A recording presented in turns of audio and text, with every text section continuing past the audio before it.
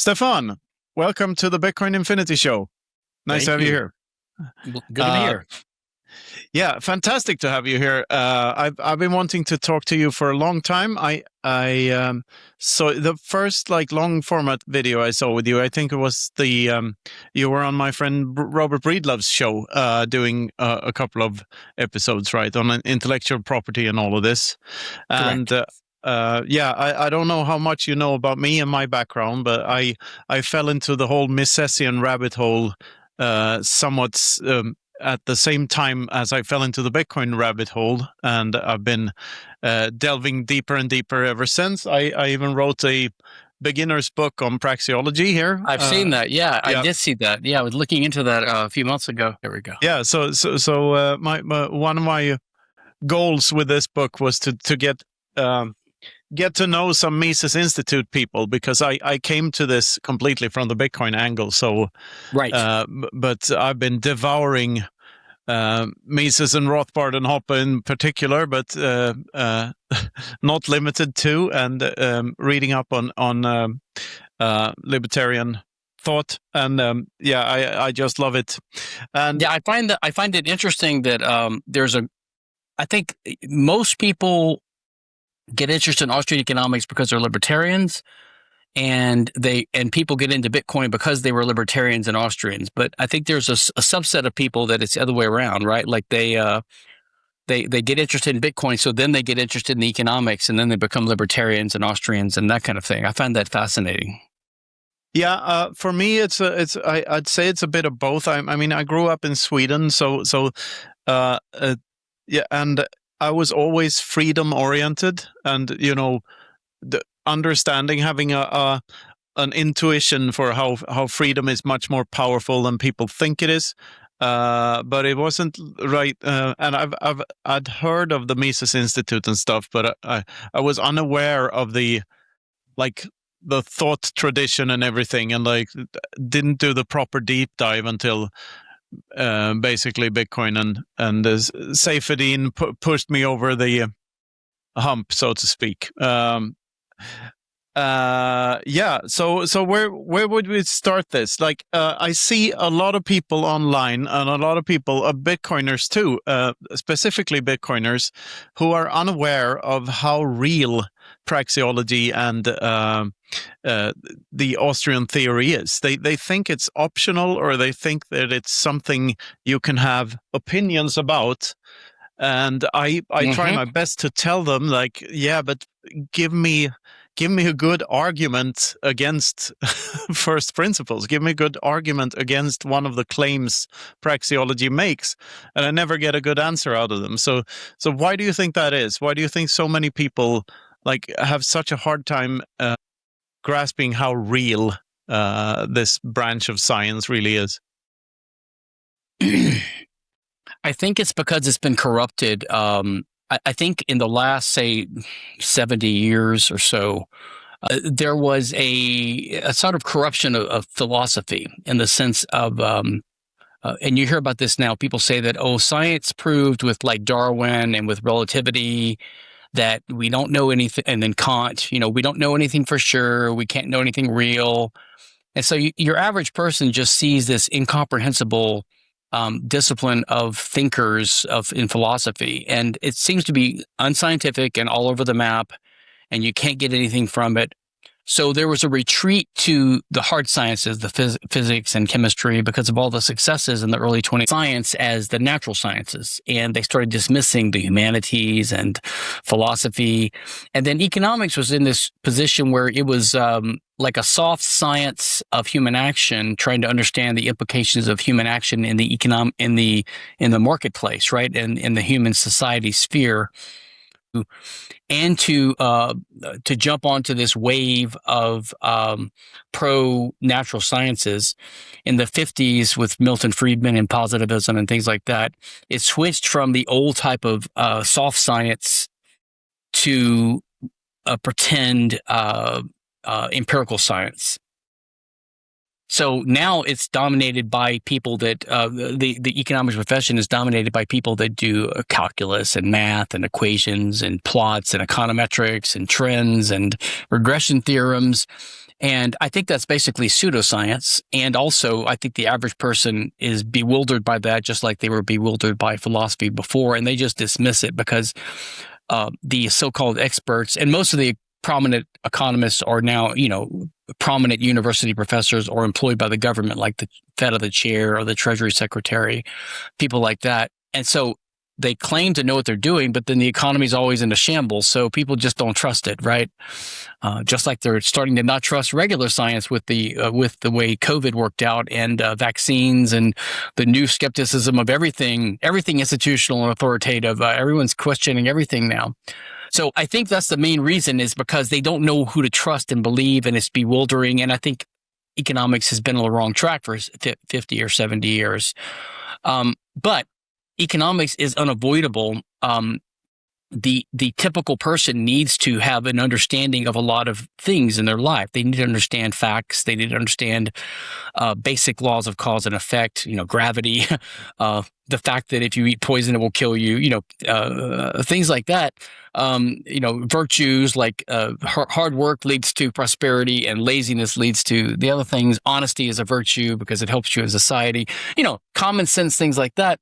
And knowledge of math and language and reading and writing and grammar and history and the basic sciences is a useful thing, right? Which is why the average educated person knows something about most of these things.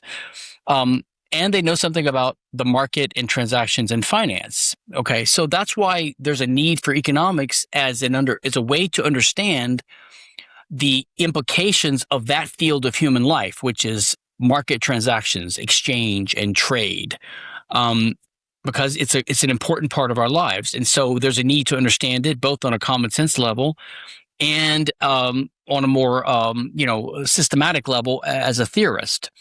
So that's the need for economics, and I think that's the reason people need to understand praxeology. Now, I will confess that when I was a young budding Austrian interested person and libertarian, I was intrigued by all these concepts I read about, like epistemology and praxeology and ontology, but they all seemed to me to be almost unnecessary made-up terms that are overcomplicating the issue that I didn't see any use in, any utility in. But over time, I started understanding why there's a field of philosophy about knowledge called epistemology and why it's not bullshit. And even ontology is like it seems like a very nuanced thing. Like we're splitting, it seems almost like armchair philosophy by grad students or something. But ontology and metaphysics and ethics and these are all branches of philosophy that study different parts of reality. And so ontology is the study of the basic types of things that exist. And even this is important. I don't think you need to know that on a day-to-day basis for the average person. But epistemology, you need to know something about how we can know what's good evidence, how we can know what's true, how can we reason to things, how can we trust our senses, that kind of thing. And praxeology, I used to think was a throwaway term, like you could just describe all of economics without it. But and I also think that people, especially amateur theorists, and there's a lot of them now because there's people on Twitter with opinions that just they're actually usually pseudonyms, so they don't even have a name, and they're not educated, and they just have these theories. And then there's cranks, lots of cranks, and because of self-publishing, anyone can write a book now. So one thing one rule of thumb I've settled on in my life is that if someone comes up with a new term, they coin a new term, it's a red flag that they might be a crank. Now, there's exceptions, like I would give Mises an exception because Mises coined, as far as I can recall, two terms. One is praxeology and the other is catalactics. And that's about all you can get away with if you're a super genius like Mises. But you understand why he came up with those terms. Now, there's others like Eric Vogelin and even Hayek. They come up with all these needlessly complicated terms like taxis and cosmos and things like this, which no one can remember or keep in. So when you start coming up with your own vocabulary, it's a sign that you're a crank. Now, there are certain exceptions, right? Like Wittgenstein or world-class geniuses like Kant or Mises. Give them a break. But anyone who comes up with too many terms, there might be a crank. All that said, I've come to appreciate praxeology. In fact, in my mind, I was really attracted to my favorite aspect of Austrian economics personally was always the epistemology and the methodology. My favorite book by Mises is his last one called The Ultimate Foundation of Economic Science. It's very short. It's sort of like the culmination of his life's work on the understanding of what economics is, right? And it explains why the concept of praxeology is needed. So the word praxeology, for the average person, they can roll their eyes and just think that someone's talking gibberish. But really, it's just a word to describe one of these sciences, one of these systematic studies of a realm of phenomena in human life. Just like biology is a field of systematic study of what biology covers, and then physics and chemistry are these fields. Like mathematics is another field, history is another field, and praxeology studies the logic of human action, right? Which is just a formal way of saying when we try to understand market phenomena, human cooperation, human production, things like this, the creation of wealth, market transactions. We're not looking at history. We're not looking at data. We're not looking at finance and entrepreneurship. We're looking at narrowly what are the implications of policies and human action in a world of scarcity, because that's the world we all live in, right? That's the fundamental insight of economists, and especially those like Mises and Hoppe, is that we live in a world of scarcity. So the central insight of praxeology is that it's just simply to understand the nature of what it means to be a human and to act. Okay? This is something any person can understand. Even if you just throw away the word praxeology, it's the inquiry into the nature of what it means to act. And what it means to act is to be purposive, to have a purpose, to have a goal in mind, to see the world around you, to understand that we live in the present. There was a recently past. There's a future that's coming. We all know this. There's a world of facts around us and a world of materials around us, other people, other resources. There's things we know about the world, causal laws of cause and effect, recipes that we know we can use to make things happen, how to make machines and how to catch a fish and how to cook. We know all these things. And so we're faced with the choice what to do next. That's what human action is. So we see what's coming and we try to do something about it. We try to interfere with the world. Interfering with the world means to act. It means to use your body, which you can control, and to use that body to manipulate other things in the world that you can also control, that can have an effect on changing the outcome of things, the course of history. And those things are called scarce means of action. These are scarce resources. So the world is full of scarce resources, which if you have knowledge, you can employ to make things happen. So the structure of human action which is what praxeology studies, is simply that we are human actors that are imperfect. We live in a world of scarcity. We live in a world where the future is always coming, and we always have the necessity to make a decision about what to do next to increase our satisfaction in the world. And we do that by using our knowledge to manipulate our bodies, to employ scarce resources that we think, because of knowledge that we have about cause and effect, that we think are causally efficacious at changing things. So you can see that the key elements of human action are two things. In addition to control and possession of your body, right, which is what it means to be a human actor or a human being with a body, a corporeal body. The two essential aspects of human action are you have a purpose in mind, but you have to achieve your purpose to act. You have to have knowledge. You have to know something about the world. You can't be a vegetable. You have to know what can achieve your ends, what ends are possible, what ends you want to achieve, what means can achieve those ends. You have to have knowledge, technical knowledge, and you have to have available means you can use to achieve your outcome. So it's the combination of these two things, knowledge and scarce resources, that combine to result in an output, in action. And then it's either successful or it's not successful, right? Either you achieve what you wanted to achieve or you don't.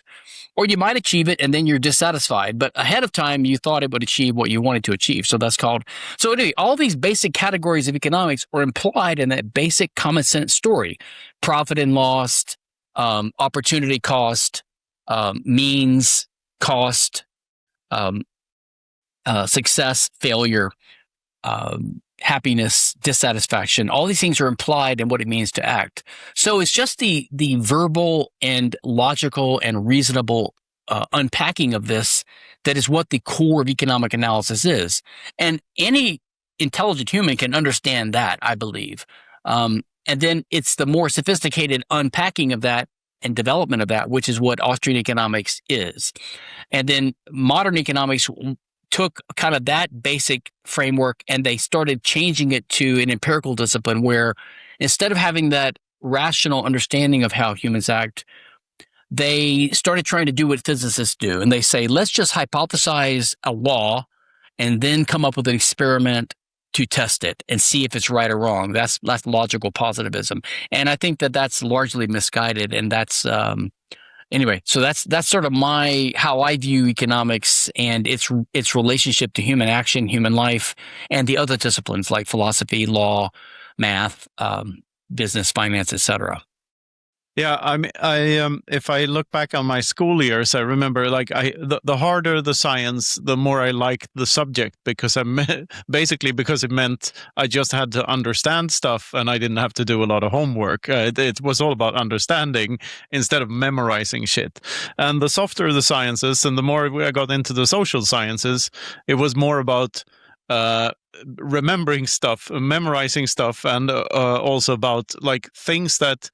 You know, if you have an inquisitive mind, you're like in this wait but why mode all the time, and they tell you why it's important to vote, but they don't really explain why, and so on and so forth. And once you stumble upon praxeology, you realize that there is a hard science for the social sciences. There is actually a way to do this, a methodology that works, that is as robust as mathematics.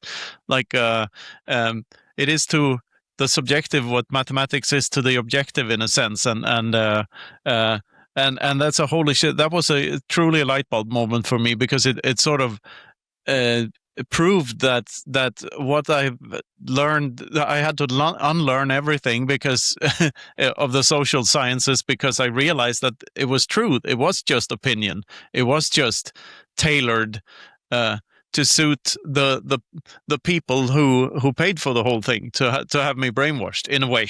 I mean, this takes a long time to get to that conclusion, but yeah. And what I've noticed is that a lot of very smart people or moderately smart people, they sense that there's this chaos and confusion and this pointlessness to philosophy and all the official opinions they hear. So they just throw it all away and they retreat to what you did. Like they retreat to the sciences. They say, okay, here's what I know. Technology works and physics works. But it leads to a sort of anti-intellectualism among some people. And it also leads to, because they're impatient, they also don't want to have no answers to the bigger questions that science just can't answer, like, is there a God and free will and what's the purpose of life and politics and, the softer things. So they try to reduce it like the economists do. They try to reduce it to a scientific question, but of course that can't work.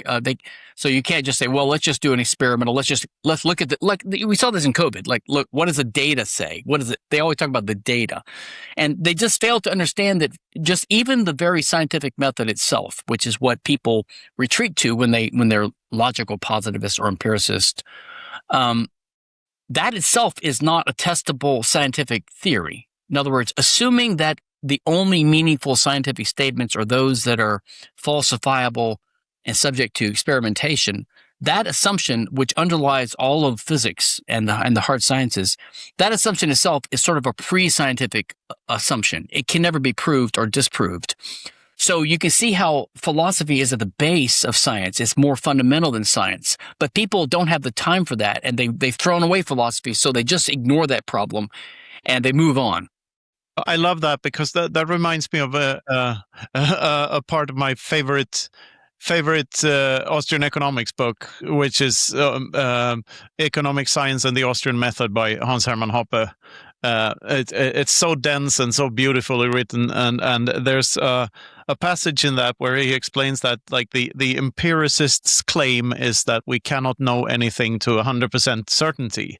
We can only like get closer to the truth, but never get to an absolute truth. But what the empiricist doesn't realize is that that statement is in itself an absolutist statement. Correct. So it's self-contradictory, and that was just such a mind blow. Yeah. And Mises said this. So Mises and Hoppe. Hoppe says that in that small pamphlet, and Mises says that also in, I think, in Ultimate Foundation of Economic Science, and probably elsewhere. So yeah, they both saw the same thing. Yeah, and Hoppe is just like sort of underlining how highlighting how right Mises was, and like how he the action is the bridge between the subjective and the objective, and all of these beautiful. Yeah, I think insights. That was one of Hoppe. Yeah, that was one of Hoppe's biggest contributions, was to sort of extend and bolster Mises, because Mises has long been criticized by like the objectivists and Randians, because the Randians had this understandable aversion to Kant. Okay, it's understandable for two reasons. Number one, well, the primary reason is Kant was a little bit murky of a writer and kind of inscrutable, and there has been a whole Kant industry after him. You know, there's so many interpretations of him, but one of the interpretations is this sort of skeptical or relativist idea that we can't know anything for sure because we don't know the real world. And if you take that interpretation, which people like Hoppe have argued is not really the only or the best interpretation of Kant, that there's a more realist interpretation of Kant, which is compatible with the realist view of the world, which the objectivists are in favor of. But that was more of a continental or European interpretation of Kant. In the American side, there was a more a skeptical interpretation of Kant. And I think if you take that interpretation of Kant, you can understand why the Randians rejected him. But it has led them to have this knee-jerk hostility towards even the Kantian language. So Mises adopted just a very tiny part of Kant, and that is his language and concepts and terminology, the categories, right? Like a priori and a posteriori, synthetic and analytic knowledge. But Mises was ultimately a realist. And by realist, I mean Mises did not employ Kant's concepts like some American philosophers may have to say that we can't know anything about the world. To the contrary, Mises was just trying to find a useful vocabulary to describe human action, right, and praxeology. So he's talking about different types of knowledge, scientific knowledge, the empirical knowledge, and knowledge of more fundamental things like a priori concepts, things that you would basically contradict yourself if you deny. And ironically, Ayn Rand herself also believed in certain fundamental categories that are undeniably true. She called them axioms, a little bit eccentrically call them axioms, you know, like the idea that there is existence, that there's consciousness, the basic things that you can't even deny without accepting them as true, which is also a method Hoppe used ethically in his argumentation of ethics, like to say that you can't object to basically self-ownership and private property rights because they're presupposed by the normative presumptions of argumentation itself, right? So that's his argument there. And then Mises, of course, used something similar with his a priori categories. And Rothbard, of course, which I'm sure you've read, is an interesting hybrid example because he was influenced by Rand and he was a Thomist and an Aristotelian, but he didn't have this hang up with Mises using the Kantian concepts to describe economics and praxeology, but he did sort of give a more, he tried to show that they can be understood in the Aristotelian terminology or framework. I do think that, anyway, what I was going to say was this criticism of Mises that he is contributing to relativism and Kantian skepticism because of his use of their terminology, and also because of the Randians' eccentric use of the word value and subjective. They mean the word subjective to mean this Kantian idea, according to them, that we can't know anything for sure, that everything is just subjective to the person. Like the reality you're seeing is not the real reality. That kind of thing is subjective to you.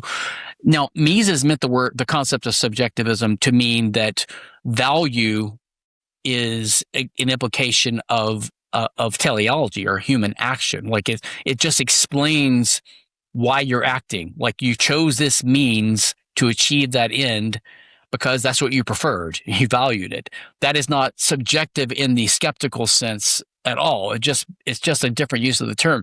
So the point is, you have this sort of uncomfortableness with Mises by some libertarians because of this his baggage with Kant. But Hoppe in that pamphlet, Economic Science and the Austrian Method, he points out that, look, if you actually deeply understand the implications of Mises and praxeology, he was showing that that praxeology is the bridge, as you were just alluding to, I think, is the bridge between your personal experience of the world, which I mean Kant might call the noumenal world or phenomenal. I always get them confused. And the outside world, like it's because to achieve an end, you have to employ a means that actually is causally efficacious, which is why I used that word earlier. A means has to be causally efficacious. In other words, it has to comply with the real world laws of cause and effect to achieve something. This is why, like, a rain dance is not really hardly a real action. Like if you do a rain dance to make it rain, you're not really using a means that is going to make it rain. So if you have you knowledge, think you are. You think you are. You're just correct. failing to reach your end because your Correct. means were insufficient. Yeah, and economics, I think a rigorous understanding of economics helps you understand what's going on there. Like, why is this guy? Now, you might have a guy doing a rain dance in a movie. He's an actor. He doesn't believe it, or someone doing it for fun. But someone really who did that, 300 years ago might have falsely believed that that was one way to make it rain. So that explains why he would do it. It also explains why he would have a loss, right? Why his effort would go to waste because he wouldn't achieve the outcome desired. No. So I'm getting an image in my head here. I haven't thought of it this way before, but could one say that the end is subjective because it's in your head? The means is objective because it's something in the real world, something physical. And if the action is successful, then you reach your end, meaning that you've successfully bridged the subjective and the objective.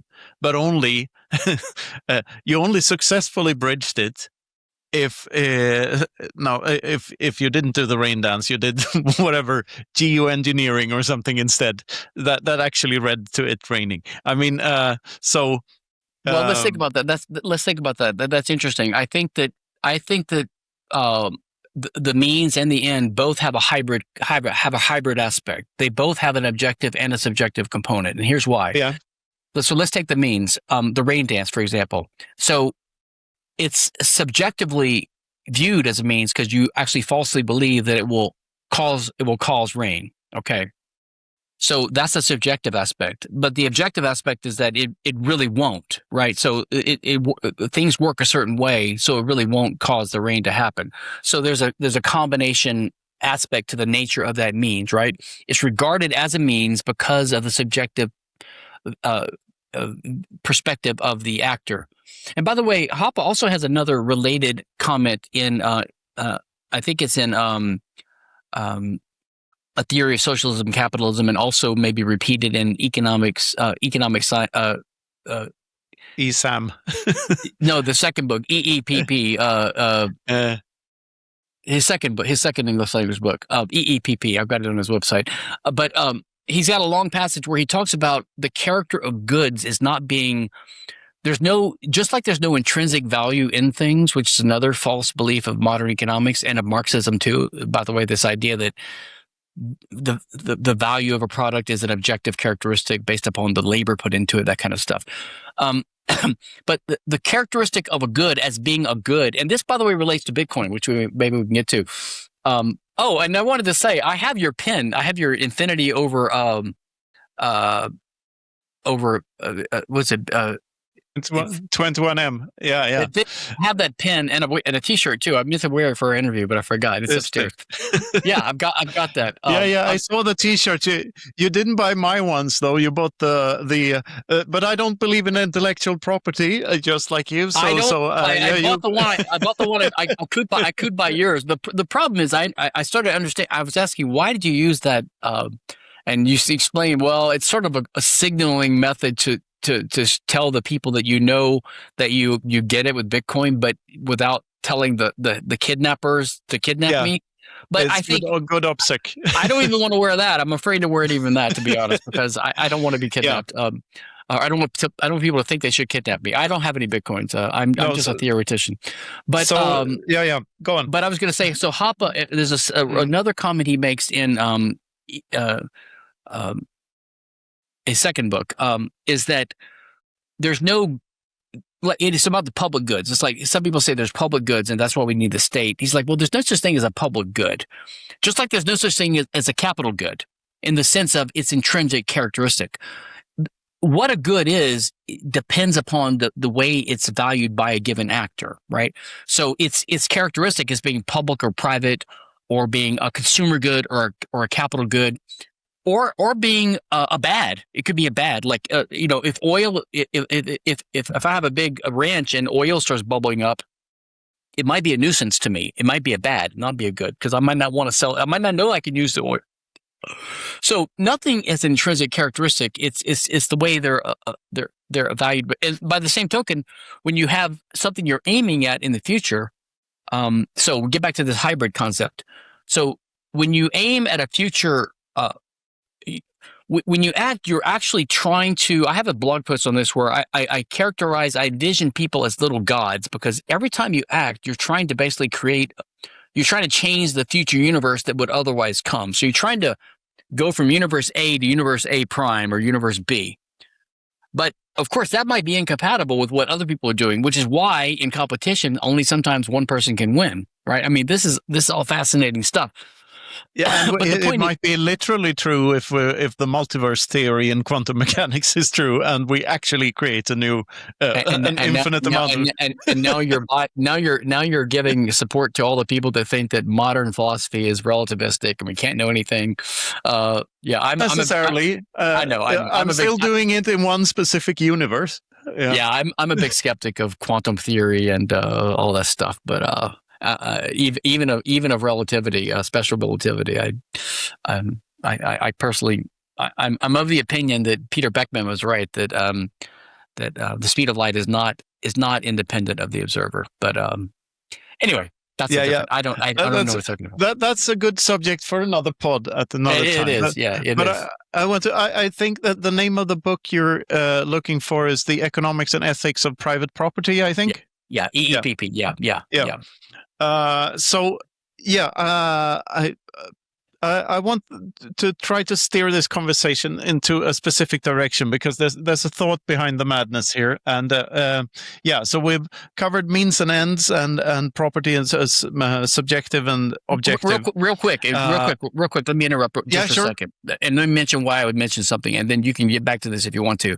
The reason I mentioned Hoppe and his insight into the subjective analysis of what a good is I think it plays a role in this fungibility debate with Bitcoin. People say Bitcoins aren't fungible because they're different. In a sense, nothing in the world is fungible. Even if you have gold, every atom is unique. It's just that we subjectively decide to ignore those similarities. And so the very concept of a good, that is something that has a homogeneous supply, that very concept of something that is a good that has a homogeneous supply presupposes that people that regard it as that subjectively ignore they ignore certain aspects of it, and they treat other things. So for their purposes, gold is sufficiently homogeneous and fungible. So fungibility is a subjective phenomenon. So when people say Bitcoin is not fungible, well, nothing is fungible. I mean, it's only a question about. It's sort of like, could Bitcoin be money? anything can be money if people regard it as a homogeneous supply of divisible units. And what they can be. Yeah. So anyway, go back. I love this because this is one of the reasons I wanted to have you on, because you can express this so clearly, and it's totally in line with my thinking. I have this in one of my books. I don't remember which one, but like pointing out how fungibility is in the eye of the beholder, and in the praxeology book as well, of course, homogeneity. Like, well, who's to say what constitutes a homo? That's why there's apples and oranges on the cover here. Right. The orange is in Bitcoin orange, but that's the only. They're both fruits. I mean, they're both fruits. Yeah, exactly. So, I mean, what's the class or the category, right? Yeah. So one of the latest interests of mine in praxeology is like the difference between law and ethics and natural law, and how natural law is actually true, and how that, like, the foundation of that, why the non-aggression principle, because I've seen people argue online that the non-aggression principle doesn't work because there are psychopaths and stuff. And I try to tell them that, no, the non-aggression principle does work because there are psychopaths. Like, if there's a psychopath, the non-aggression principle can tell you what an appropriate response to the crime is, and how much retaliation that is ethically tolerated and stuff. But so what are the foundations of that? When you the Hoppe's argumentation ethics, we can go deeper into that too. Like the layers below it. What you can.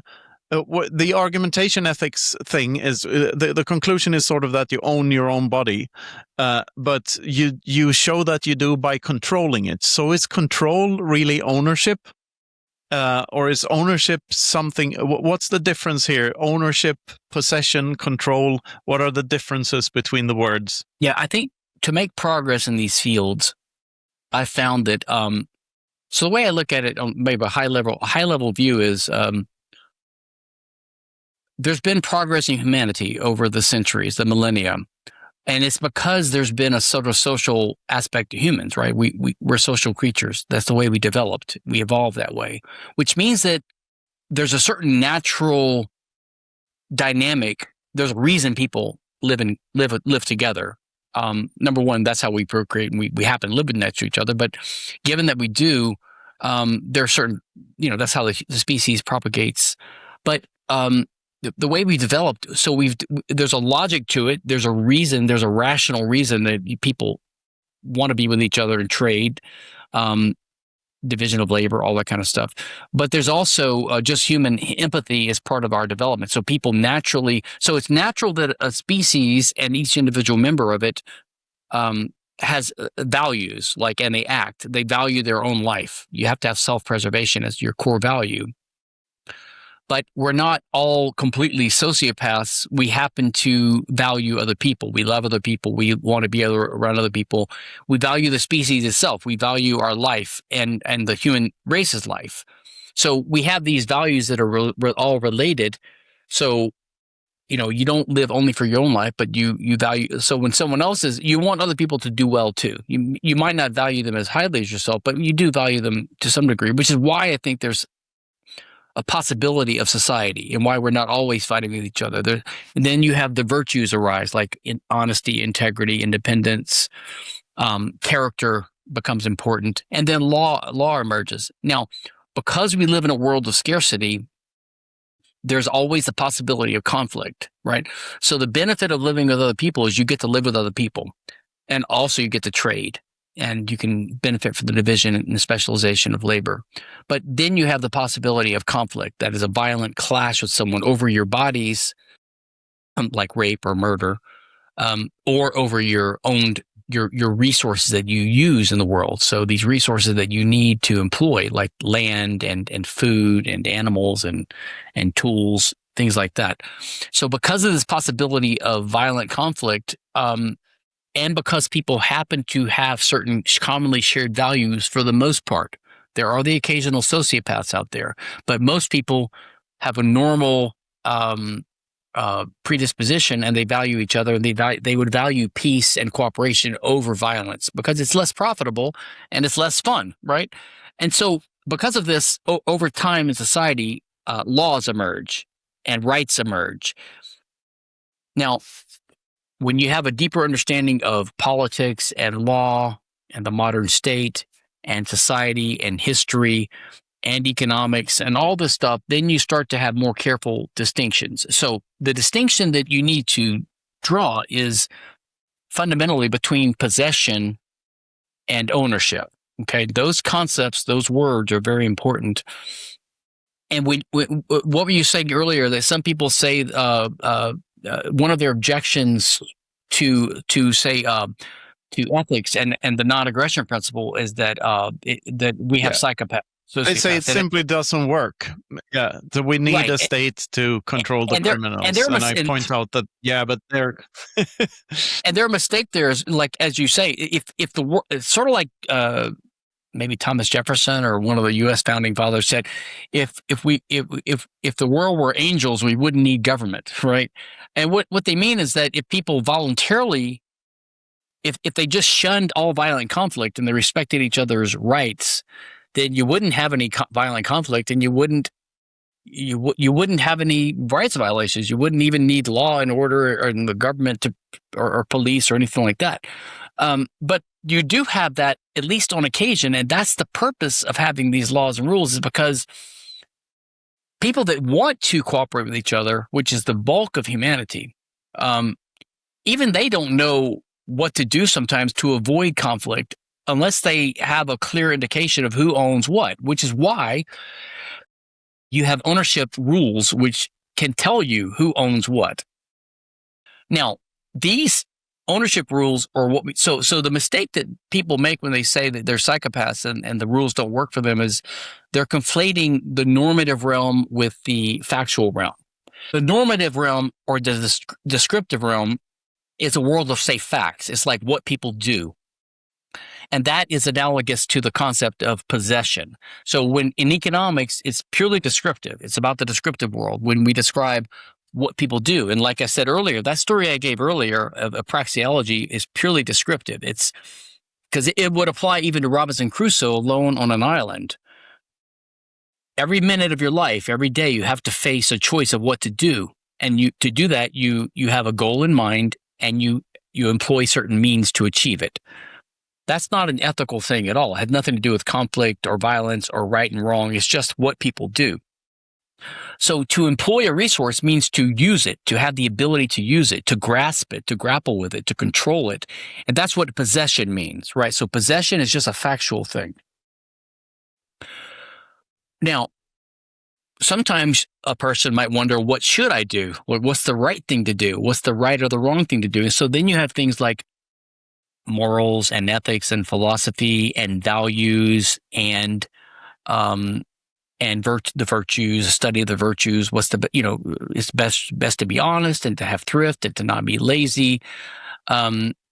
And also the values of I value other people. I value other people's well-being too. So I prefer cooperation over violence. All these things inform a normative system. And a normative system is like, so you could have one type of normative system is your personal moral code. Like, what should I do in this situation? Even if you're alone on an island, like, should I be lazy or should I work hard?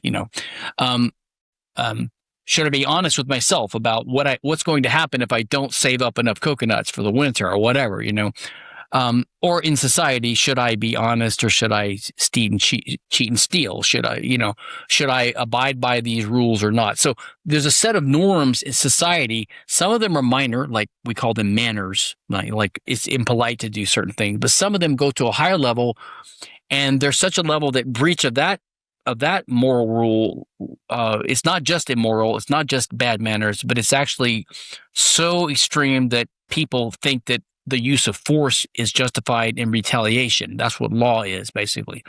So if I'm rude to my grandmother, people will disapprove of me and they might ostracize me, but that's about it. But if I shoot my grandmother, now I've committed murder, and that's it's a violation of her rights, and that can be met with force. Someone could use force to punish me or to stop me. And that's what law is. But anyway, the point is, these are norms that guide conduct, but they guide the conduct of the people interested in their conduct being guided, right? It's basically a set of it's not a recommendation for the criminal. It's not telling the criminal how to live his life, because that's personal morals. The law is basically saying, when are we, as people that want to be moral, or society in general, when are we justified in using force to sanction this activity, to punish this activity, or to stop this activity? And that's what law does. Law tells us when we're justified in using force to stop someone from doing something that we don't like. So what it tells us, and from time immemorial, the core of private law, ever since the Roman days and even before Roman law, English law, and even modern law, is that people have the property right in their body, and they have property rights in material resources that they need to use to survive in the world that were previously unowned. So that's why we have the rule of homesteading, or original appropriation. And then the second rule, you can sell it. So then by contract. So these three normative rules, which are legal rules as well, they mirror or emerge from the descriptive world, right? The descriptive world says you have a body, you can control it. There are resources that you need to employ, they're scarce means of action, to get things done. You can possess them, right? So possession, control, these are all descriptive things. They're not normative at all. Even the criminal and the psychopath has control of his body and needs to use resources, all right? But then a set of normative rules overlay on top of that and reinforce it. So the way I look at rights is rights are normative support for possession. So economics deals with the descriptive world and with possession and with the implications of human action. Ethics and law and norms deals with how we should. And so the thing is that ethics and law are like a normative support on top of it. Now, what that means is that, if I'm a criminal or a good guy, I just need to control myself and things I can control to get things done, to act, right? But if I'm actually a moral person and a good person, I want to avoid conflict, so I want to respect people's rights. So if there's a legal system that's established, or normative system, it can tell me what to do to avoid conflict. It can also tell me what I'm justified in doing to stop someone who doesn't care about that. So that's why it's irrelevant that you might have a criminal or a sociopath who doesn't care about rights, because they're going to be dealt with, as Hoppe says, as a technical problem, because they're not amenable to reason. Now, okay, on occasion you might have a robber or a bad guy, and you could persuade them it's like, don't kill the baby. Come on, guy, don't kill the baby. And he might listen to you. He might not. Hoppe tells this funny story about a friend he had who, I think it was a true story. He's using this story to show that democracy is horrible, because every democratic government is terrible, because, as Hayek said, the bad rise to the top. Democracies are horrible. Whereas, like in a monarchy, on occasion you might have a good monarch. You might have a stupid one, but you might have a good one on occasion. And just like you might have a private criminal, the story he told was his friend was like at an ATM, like at night in Germany or somewhere, 2 a.m, and some guy robbed him. He just took some money out of the ATM, and some guy robbed him. And he handed the $500 or euros over to the guy, and he says, man, I was going to use that to go buy a couple of beers and to get my cab ride home. So the robber gave him like $50 back because he felt bad for him. Sounds like a government program. Well, but the government would never, if the government takes your money in taxes and you say that, well, I don't have enough money to take my vacation, the government just says, tough luck, too bad. At least on occasion, you might have a nice robber. The point is, sometimes you can persuade a robber or a bad guy with the force of moral suasion not to do something. But if you can't, then you have to resort to force. You have to treat him as what we call a technical obstacle. Now, man in the world has to deal with many challenges, right? There's scarcity, lack of abundance, there's poverty, there's pestilence, there's there's hurricanes, there's tigers, there's lions, and we don't regard a lion as an evil thing. It's just a fact of the world, and you have to take a precaution and treat the lion as a technical problem. How do you protect yourself from the possibility of lions attacking you? There's ways you can do that. And we have to regard criminals as the same way. It's just that the bulk of humans are moral, and they only want to do what they're justified in doing. So when there's another man, and they know they need to treat him as a means of action, right, which Kant talks about as being an immoral thing, treating someone as a means, sometimes you need to, and the question is, when are you justified in doing that? And the non-aggression principle basically says you're justified in treating someone else as a means, that is, doing something they don't want you to do, when they're doing something to you that you don't want them to do to you. In other words, when they're initiating force, when they're committing aggression, they're using your body or your resources that you legitimately acquired by homesteading or by contract without your permission, then they breached the peace and they basically entered the world. They've admitted in a sense by their conduct that they don't respect your rights. They don't believe in law. So they really have no complaint anymore if you use a similar type of force against them to stop them. That's why in the mind of the person wanting to be moral, he regards his use of force against that person as just. And that's why there's law. That's why law emerges and why it has a certain characteristic. That's why law across all societies has certain things in common. It always protects self-ownership. It always protects the right to acquire an unknown resource. And it protects the right to acquire or sell that resource by contract. That's the core elements of private law, and it has to be. Yeah, absolutely. This reminds me of my favorite Rothbard book, the Ethics of Liberty, where he basically explains why 2 eyes for 1 eye is okay, but not more than that. Like you're allowed to cause as much harm back and the double if you want to, because that's what the criminal deserves, or the largest punishment that the criminal can deserve.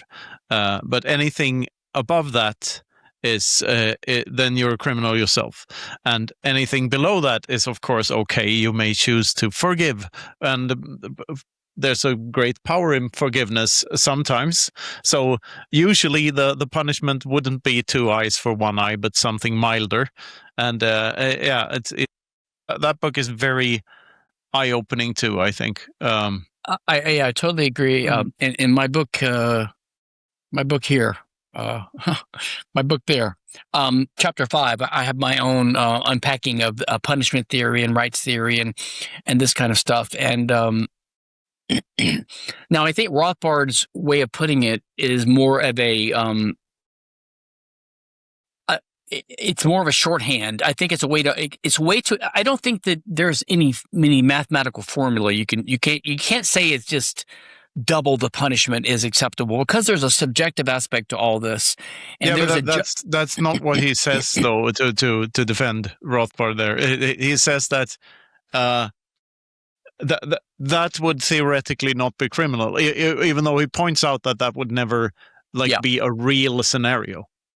Correct, but he got that from Walter Block as well. I'm just saying that I think that that's a useful way to understand the fact that the way that we justify rights is because what we're saying is our institutional or personal use of force against someone who doesn't want you to. Like the criminal doesn't want you to use force against him, so he's not consenting to it. He's objecting. But the reason why it's okay to override his desires is because he's doing something similar to you. But what that means is that there's a limit to how much of a similar thing he's doing to you, and there's a limit to how much you can do in response. So I think what Rothbard's getting at, that's the reason why there's a proportionality requirement. There always was. And that is implied in the eye for an eye idea, or in the 2 eyes for an eye idea. It's not that it's a mechanical formula. It's more that gets at the heart of the reason why there's a limit. Now, in reality, because values are subjective and because there's a difficulty in administering any system of justice, there are certain practical aspects to it, which I believe, and I talk about in that chapter 5, lead to certain things that the law has settled on, like things like burdens of proof and standards of proof. So, for example, I think that what you do is you always have a rule that says, in a case of doubt, we favor the victim of aggression. So if you say, well, this guy did this to me, what exactly would be a proportional punishment? In some cases, it's not always clear, right? Like, I don't know, let's say I have one arm, I'm a one-armed guy, and some gun chops off my right arm, so now I have no arms. I mean, is it the same punishment to chop off his arm? Because he still has one arm left. I mean, things like this are like, you can see why you can't have a formula. But the point is, you have to say, we have to give the maximum flexibility to the victim to choose what he wants to do within a reasonable range of procedures, as overseen perhaps by a judge or by a jury who looks at it and says, yeah, using our judgment, I think that's the best you can do, and then let's move on. So that's how any legal system has to work. And that frustrates some libertarians who, fed up with the way the positive law and the legal system has dealt with things, they just want to throw it away and have like a Rothbard sit down and write a book and give you the answer to everything and say, okay, for my armchair, if there were two guys doing this, here's what the answer would be, and here's what the answer would be, and here's what they want answers to every question. And it frustrates them if you say, well, we don't really know. You have to just let a jury hear it and make a decision. They want to have a solid answer, but you can't always have an answer to things because the answer depends, because life is complex and you can never predict all the factors that would be relevant to a given dispute. And that's why you have to have a trial and a jury and people that can take evidence and ask questions of witnesses and take into account custom and context and history and the way things are done. No, and crime and law in general is especially complex because you cannot see what didn't happen. Like if I steal from you, I might stop you from doing something else that may or may not lead to a third thing, and so on and so forth. It goes into why taxes are so criminal in themselves, because if I steal from you every month, then I probably cause a lot more harm than if I steal a lot once. Like this is super complex. But yeah, by the way, I think Lysander Spooner has a comment about that where he compares the highwayman to the government, because the highwayman doesn't rob you and then keep following you around for life and then reminding you about what a good thing he did for you all the time. Like the government always hounds you, they tax you, they never let you go, and they always keep acting like they're the good guy helping you out. Welcome to Knut's super awesome Bitcoin school. Should you use fiat money? Of course not. It's fake. It's counterfeited by the state, and you should buy Bitcoin instead. How do you buy Bitcoin? Well, you can buy them off a friend, or you can go to an exchange. We recommend you go to bullbitcoin.com and buy them over there. They also got an awesome mobile wallet if you should ever want to use your Bitcoin. So go to bullbitcoin.com and use code Infinity for a discount. If you don't want to sell your Bitcoin, but you want to keep them for a long time, you should put them in some kind of cold storage. For that, we recommend Bitvault. Bitvault is a wallet that protects you against physical attacks, and they put your Bitcoin in a multi-sig time lock clever solution. So you should check them out at bitvault.sv and use code Infinity for a discount. To put your Bitcoin in cold storage, you also need a hardware wallet. We recommend the Bitbox. Bitbox is a great hardware wallet that has been around since forever. It's super easy to use, but also has advanced features, and it's privacy focused. So go to bitbox.swiss and use code Infinity for a discount. If you need further advice on how to do any of all of this, you should go to thebitcoinadvisor.com. They're our friends from Australia, and they're great. They have a multisig setup, a collaborative multisig, so that you can make sure that your descendants and your heirs inherit your Bitcoin when your time is due. So go to thebitcoinadvisor.com and use code Infinity for a discount. So to recap, get rid of the fiat and remember bullbitcoin.com, bitvault.sv, bitbox.swiss, and thebitcoinadvisor.com. Use code Infinity everywhere. And don't forget to brush your teeth. Over and out. So let's try to get into the Bitcoin side of things. So a TLDR on my like after 10 years in this and my sort of deepest insight, like the thing that intrigued me from the very get-go with Bitcoin was that here was this promise of a number that couldn't be copied, or something on the in computers that couldn't be copied, which like blew my mind. Like this must be bullshit, because that's the nature of information, right? Information can be copied. Correct. Or data can be copied. Information is sort of data interpreted by human beings, I guess. But data, all data can be copied. So that's what sent me down the rabbit hole, and I quite soon understood why that would make perfect money, or damn near perfect money, and why there could only be one, because any copy of it would it's pointless at best to make a copy of resistance to copyability. Like it's obviously counterproductive to try to copy that property. So I got into all that, but like it took me a long time to really put words on why the Satoshi is sacred compared to all other data, and why only that can be scarce. And the conclusion I came to is that the reason you cannot copy them is because they're not really on the internet. They're in people's heads, or the ability to move them is in their heads. Like the private key. Either the literal private key, the 12 magic words, or the location of a hardware wallet, or it's all about keeping a secret from everyone else. So owning a Bitcoin or possessing a Bitcoin, if you want, or controlling it is something you do by keeping a secret from someone else. Yeah. And you cannot really say that you own it, because here we go into intellectual property, your favorite subject, and you cannot own data. It's impossible to own data, and it's impossible to prove that even if you have control over your own private key, you do not know if other people also know that same information, if they also have the private key or have access to it. Meaning that the reason you can act as if you own the Bitcoin is because you understand how improbable it is that someone else has access to the same key as you. And you also understand how improbable it is that the system itself will change to such an extent that it will render your Bitcoins worthless. But I've come to the conclusion that you cannot own them. What you can do is act as if you did. Does that make sense to you? 100%. And you have to remember, money is a practical thing, right? So it just has to be good. It has to be good enough. I mean, and by the way, Bitcoin doesn't have to be around forever. Bitcoin might work.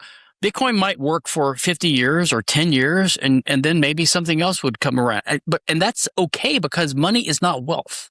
It's fine for money to transmute. The way I look at it is Bitcoin, gold is, let's say 90% good as money in the old days, right? It had some drawbacks, but it was better than barter. So that's why it worked. But the problem with gold was it could be commandeered because it needs to be stored. It could be commandeered by the government eventually. So it failed. And the problem with fiat, of course, is it could be inflated. And if it can be inflated, it will be. Yes. To me, Bitcoin is like 96% like good money. And if it becomes the world dominant currency, it could be that Bitcoin 2 would be slightly better, but it's just not worth the cost to switch to it. But eventually it could be, maybe the block size is too small. Maybe in 50 years we will see the block size. I don't know. We don't know. The point is, money is not wealth. And so it's fine if you transition from one money. I think this would be really hard, but you can see that happening in the future. Well, I see it slightly differently. Here's where I disagree. I don't think there's a Bitcoin 2.0, but I can see a future where Bitcoin adapts and becomes Bitcoin 2.0 itself. Yeah, sure. But it wouldn't, which is the same like, thing. resetting the whole thing and forcing people to buy new stuff is not like that. It has to have the property that you have to, that if you do nothing, you will still have them. I agree. But I'm just saying, you could imagine let's suppose the Bitcoin network somehow there's a flaw, no one's found it, breaks down. Or let's imagine and we colonize another planet and someone there starts over with their own currency because they would have to because right, the hash horizon. Yeah, the time delay is too great. So they have their own currency. So let's suppose it's Mars and there's Bitcoin 2 there. And let's suppose eventually their society becomes to be the dominant one. Maybe then they would absorb the Earth. I don't know. You never know what the future's going to be. Well, the argument against Mars coin is that anyone bootstrapping that on Mars would have insider information about how insanely valuable it can get, and therefore it wouldn't have the same like Bitcoin is. The way I see it was totally dependent on how these things played out, and Satoshi disappearing, and Mt. Gox, and all of the events that happened led up to this point. I mean, we know that we live in a timeline where Bitcoin works. We don't know if it would have worked had the parameters been any different. It's sort of like the constants of the universe. We cannot know because we don't exist in that. We know it works here because we do exist. The anthropic idea. Well, I mean, one of my this is slightly tangential, but like my friend Jeff Tucker used to be a Bitcoin guy, but now he's joined with the Roger Ver types and all this, and he's always he's saying that, it was going to be a payment mechanism, but because the big blockers, the small blockers refused to adapt, then that allowed Venmo and Zelle and PayPal to rise to the fore. And I'm like, so you think that there was only like a 3-year period where Bitcoin could have worked. It could have become the payment system that Venmo and Zelle and PayPal would have been.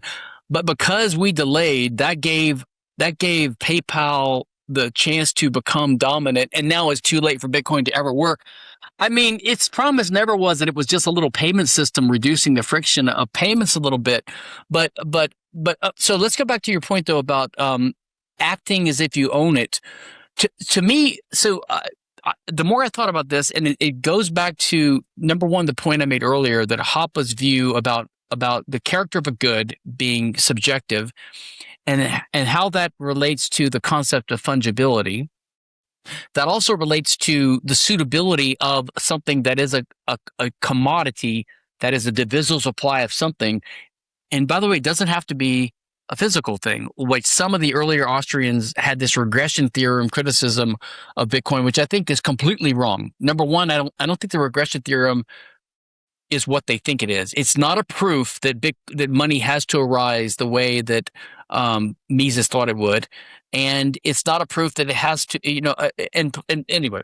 Can I interrupt and just counter-argue that? Because I think Bitcoin proves the regression theorem because we actually have the first transaction. Before that, it's a curiosity and a collectible, and then Laszlo buys 2 pizzas for 10,000 Bitcoins. That is the moment where Bitcoin becomes a medium of exchange. Perhaps, but the point is the Austrians of 2011 or whatever who were saying, Bitcoin's impossible because it violates the regression theorem. I think they're just wrong because they were assuming that it has to be a physical commodity, and it doesn't have to be physical. My point is, it doesn't have to be. Well, Mises said it had to have had some use value, right? To the. But use value can be, a baseball card can have use value. That's a subjective thing. So it doesn't have to be a physical thing. Exactly. Basically, Bitcoin is, so what are Bitcoins, number one? When you said you act as if you own a Bitcoin, you're right that you have, because of the password, you have the ability to control it. Who you can transfer it. But you can, when you say transfer it, what is it? It's basically one of the many units on the blockchain, on the spreadsheet maintained in distributed computers around the world. It's just an abstract entry in a data system, which we regard subjectively as something that's interesting. Like if Satoshi had not a little bit dishonestly named it Bitcoin, put the word coin in there in an attempt to bootstrap it, if he had called it distributed spreadsheet, it would be the same thing, but people wouldn't think of it as money. They would just think of it as a useful, if very inefficient, distributed spreadsheet or ledger system, right? Yes. And I wonder what would have happened then. If it would have worked even better. That's why I think it's a little bit dishonest to call it Bitcoin. It's also a little bit dishonest, I think, when people, the big blockers are dishonest when they keep going back to the title of the paper saying, oh, it says a cash network. That's why we need it to be cashed and all this kind of stuff. But back to this other point. If you go back to what I said earlier, that property rights are normative and they're the normative support for possession, then you can see that the reason is you need normative support for possession is that people have free will and they can choose to violate rights. They can choose to use your resource without your permission. If I lived in a very peaceful community where no one ever committed robbery, I wouldn't pay money to put a lock on my front door of my home. But I do that because it might happen on occasion and I can afford to put the lock on there, even though it makes the house less convenient to use and it adds cost, right? Likewise, if people never violated rights, or if it was impossible to violate rights, like if God was up there zapping people that tried to steal from you, then you wouldn't need a lock on your door. You wouldn't need to defend yourself from people, right? But because that's not the case, we need laws which provide a disincentive for people to violate your rights. So the purpose of law is to provide normative support for property rights or for possession. But that's because it's possible to violate those properties. It's possible for there to be violent conflict. But Bitcoin designed a system where you have possession of the Bitcoin, you have the ability to control it, and because of its design, it's almost impossible for someone to violate. Semantics. Go ahead. Semantics, Go ahead. please. Go ahead. You don't actually have possession of it. You have control over the private key, which means you know a secret. Because possession implies that nobody else has possession over it, and you don't. So control is I'd say control rather than possession. Maybe that's fine. You have the ability to, but you have the whatever this Bitcoin thing is. You get the ability to transfer it to someone else, and no one else can do that unless they know your key. Correct? Exactly. Yeah. You believe that no one does. Like that's important because otherwise you wouldn't believe it was valuable. Correct. But it's good. It's good. Your belief is that it's good enough. The likelihood is good enough. Exactly. Is low enough so that this can serve as potentially as a medium of exchange. Okay. But the point is that your ability to control and to transfer is analogous to possession in the world, which could, in possession of a physical thing, someone could violate that. So you have to have rights and laws and ownership as a normative support layer on top of that to try to reduce the likelihood someone will do that.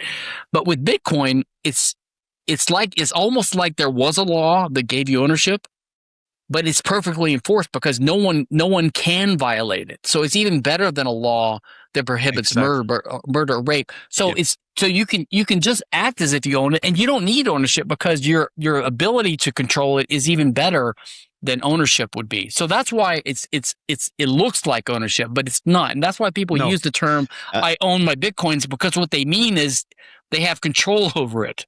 Yeah, and I talk about this all the time. Like like you say, you cannot take it. The scenario there is I can point a gun at your head and say, Stefan, give me all your Bitcoin, and you can give me a fraction of what you own, and I have no way as the attacker of knowing how much you actually had. And that's already true for every single person on Earth. I cannot. There is no way that I can know how many Bitcoins they control because it's a secret in their heads. So someone's grandma can have the private key to every Bitcoin. You simply cannot know that. You can make an educated guess, of course, and people do, and they kidnap big crypto exchange holders and stuff. But still, there's a fundamental shift here and to me that what the thing did was Yeah, I'll need to paint this as a scenario in a way. So when you ask what is a Bitcoin, yeah, you asked that hypothetical question before. Like when I get the question, what is Bitcoin? My short answer is it's an agreement on a fixed set of rules, and the slightly longer answer is the reason we agree on this specific set of rules is that it's thus far the only rules known to man that are provably more expensive to try to cheat than to just follow. You follow me here? I follow you. I follow you. I don't know if I don't disagree. I'm a little uncomfortable with the terminology of agreement because agreement is illegal. But I know what you're getting at. So it's a physical or a means of communication in that sense. And the wonderful thing it did to me is like point out that physical possessions are actually less ownable in this sense than this ability to interact with people and just acting as if you know a number, as if you own a number.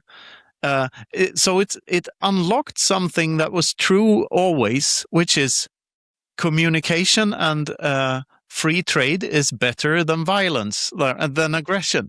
that it's a literal. You have somehow Satoshi managed to boil that down into a beautiful equation, and it's so powerful. Like it's just pointing out that all of these Austrian theories were right. We're all better off if we do this way, if no one can counterfeit, if we can't take shit. What it leads to is more responsibility and, number go up technology, which is really just putting on a lens that allows you to see the true deflationary nature of the free market. You can actually, if you measure in Bitcoin, you can see how prices are falling forever because people get better at doing stuff. Like, would you agree to that, or is that too much hopium? No, I agree with all that, but I think it's so interesting. Well, I don't agree that that's a good definition. It's more metaphorical. It sounds more like Michael Saylor talk, which is driving me nuts. Yeah. Although I'm with you on the inspiring. I just don't think it's a good definition of what. If someone asks what a Bitcoin is, and we should really say what is a Satoshi. I don't think your answer. This is the definition. If someone asks what is Bitcoin, like no, what is a Bitcoin? What's a Bitcoin? Yeah, it's not much an agreement. Harder to answer. Yeah, the Bitcoin is an entry on a ledger. Okay, that's stored distributed ledger, and that ledger, of course, is bolstered by this agreement that you're talking about, things like that. But I just think it's an entry. It's an abstract entry on an abstract spreadsheet that people regard as an abstract thing called a Bitcoin ledger. I mean, that's what it is. It's one of the units on there, and it has such a nature that it can be transferred by someone to another person if they have the key. I mean, that's the way. That's what it is, right? Well, I love this because there is so much philosophy in this type of discussion, because all the important aspects of it are not the ones and zeros. All the important aspects of because it's money and not just a database for something else for ordering stuff. That means that all the important aspects of Bitcoin are what are the human beings behind it. So the important part of a node is the person choosing what software to run, buying the hardware, installing the software, and running it. It's not the software that's the interesting part. The interesting part is getting someone to run it. And the same with a miner. Like if I have a hangar full of ASICs, the hardware itself is just I call it a fancy abacus, right? It's just helping the real miner, which is the guy who bought the stuff, to do calculation really, really fast. But at the end of the day, it's like a person deciding by his own volition, like purposeful action, purposeful behavior. Human action is behind all of it. It's just that we found a way, or Satoshi found a way for us to do this that makes it more expensive to cheat than to try. So it's an anti-lie machine in a way. I agree with all that. I don't mind the metaphorical talk. Like Saylor drives me nuts with his energy stuff. I think he's just wrong. He's yeah, very because it's not scientific. backed by energy. Well, it's backed by human action. Yeah, he's too scientific about it, and the one question he never answers, okay, which I think there's an answer to it, and I'm curious what yours is. The question is, so when people say, "Oh, it's just information; it can be copied," and it is true that there are many Bitcoins. There's Bitcoin Cash, there's Bitcoin, the Bitcoin God. There's many cryptocurrencies. There's nothing stopping someone from duplicating Bitcoin itself. You can have an identical Bitcoin blockchain tomorrow if you wanted to. My way of thinking of it is that that's all true, but if you understand Austrian economics and the purpose and nature of money and why it emerges as a response to the two problems of barter, which is the double coincidence of wants problem and also the inability to calculate among heterogeneous goods which are not commensurate in value. So barter solves these two problems. I mean, money solves these two problems. But that means that you can expect there to be a tendency towards one money, and also if you understand that money is not wealth, that money is just a special sui generis good that trades between things of value, right? So that's what money is, and why you can expect there to be one money, but it's not wealth, and so you only need. So when people like my friend Tucker tells me, this Hayekian idea of many types of money. Maybe you have one money among the merchants, and one money for art, and one money for secure transactions and for anonymity, and one like no. You're going to have a tendency towards one money, and now my view is that there's nothing special about Bitcoin itself as a blockchain, except that a crypto money has advantages over gold, okay, or a commodity money. And Bitcoin is the first and therefore has the longest network. It has the longest blockchain in terms of time and the biggest network effect. And so it's the one that's likely to emerge as the one that will tend to dominate in the future. It's not guaranteed that it had to be Bitcoin. It could have been Bitcoin Cash or something, but I mean, would you agree? Is there anything special about Bitcoin compared to, say, Bitcoin SV or Bitcoin Cash? Yes. I love this question, and I think I have an answer to it. Like, okay, I tried to put words on this in my second book, and I called it the one-shot principle. And it's that principle is absolute mathematical scarcity in a sufficiently decentralized distributed network was a discovery rather than an invention. It cannot be achieved again by people aware of this discovery, since the very thing discovered was resistance to replicability itself. Alluding to that the very point is that since it's just numbers and since it's just a number, trying to replicate the resistance to replicability in this specific number, 21 million, is pointless at best. And most of the, if not all of the other cryptocurrencies or shitcoins are there to enrich their founders. And Bitcoin had a founder that disappeared, and then it got distributed in a very specific way. So the best analogy I know for this and why, like Bitcoin, we can do the Bitcoin Cash example first, because it's super easy why Bitcoin Cash could never be it. And that is because they wanted to increase the block size. Now, what does that imply? It implies that blocks are costlier to download. So in the long run, running a node will be more costly on the Bitcoin Cash network than the Bitcoin network, if the blocks are full, that is. Meaning that it centralizes over time faster than Bitcoin centralizes over time. You could claim that Bitcoin will also centralize over time, because if you extrapolate into infinity, then the cost of running a node will be infinitely high. But at least Bitcoin was resilient to that and understood that the blocks needed to be smaller in order for the common man to run a node. Otherwise, miners are in charge of the network, and then it's not the same thing anymore. Then it's not resilient to change. But the analogy I want to make is the game of chess. So let's say that Bitcoin is the game of money. Chess is the game of chess. the latest chess rule, the latest time the rules of chess were changed were like 1100 years ago, when there's a move called en passant, when you can take a you know about the move, like the pawn moves 2 steps and you can take it on the square there. So that and the reason that that chess doesn't change is because of this wonderful network effect, and it's the same in Bitcoin. It's so big that everyone plays this game, and there are infinite variations of chess, and you can learn to play chess cash or chess gold or chess Ethereum or chess whatever, like it was another cryptocurrency, like chess Ethereum, for instance. The rules would change with every move. Chess cash would have a 64 times 64 squared board and no pieces on it, and like these are all. There's nothing stopping anyone from using Bitcoin Cash if they want to.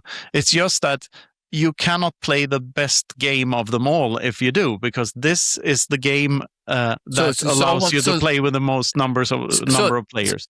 So it's almost like if you change it, you're setting the precedent that it can be changed, and then it's not. Yeah. Exactly. Yeah, but so your argument is what I said. It's the one that's going to be the because it was the first, in a sense. No, I'd say because it was the last. Because there were precursors to this and predecessors to Bitcoin. Right. But they all died. So this one is the only one that actually worked after and still works after 17 years. It's kind of amazing. It's the first one that solved the problems that the previous. Yeah. I mean, so basically, your view is it's the first one, and it was good enough because. Yeah, and it only ever needed to be good enough. It never needed to be perfect, just good enough to last forever. And the idea of a perfect money is nonsense. It's impossible to have a perfect money. Yeah, of course. But it can change, but it's hard enough to change it for it to only change for the better. Yeah, it's good enough. I mean, I'm curious what you think about. I think who's the guy that has the? I have his the guy that had the formula for predicting the scarcity of Bitcoin. But if you know anything about Austrian economics, that's bullshit. Like I know, I'm curious what you think. It's the guy, he's the Austrian, the Dutch guy. Plan B. Yeah, Plan B, right? And he had this power law thing. Yeah, what do you think about that stuff? I think it's bullshit because value is subjective, and you can't, like, market predictions are all bullshit like that. It's a good guess, I guess, but it wasn't a good guess since it didn't play out that way. So, like. No, and you cannot know. I mean, who's to say that this, like, technologies follow this S-curve adoption thing? And if that is true for Bitcoin, that's true for the adoption of Bitcoin, but it's not true for price, because price goes absolutely bonkers if that happens.